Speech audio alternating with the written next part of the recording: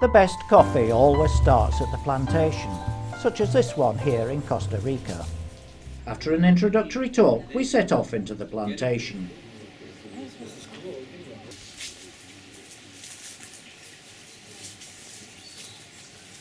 Coffee likes to be grown under shade, and these coral trees can be found all over the area.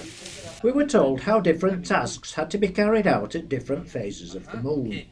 One of these tasks was pruning, where costs are kept down by getting the tourists to do it.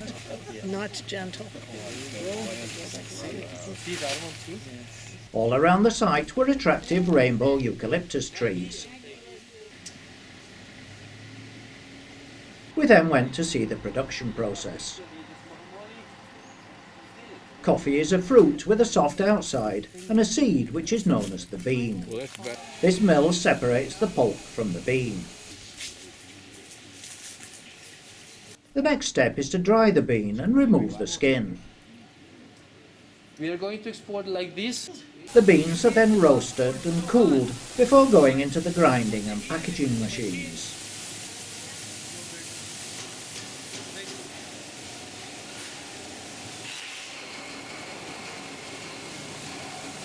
The girls then box them up.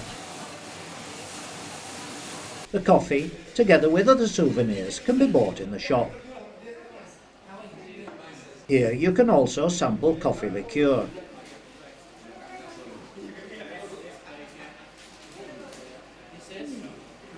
Then we went to a coffee plantation worker's cottage to be introduced to the mysteries of coffee making. This coffee is the best coffee Cristina is going to drink her life. The best of the best. The smell of freshly ground coffee is just amazing. Something you don't get to see always when you buy coffee. You could use an old bra or your socks. With this filter is made of cotton. How many spoons? A lot. Only the freshest of coffees froth like this. Because it's fresh, guys. The freshly brewed coffee is then poured through the filter. You shouldn't really put sugar in coffee, and never, ever milk.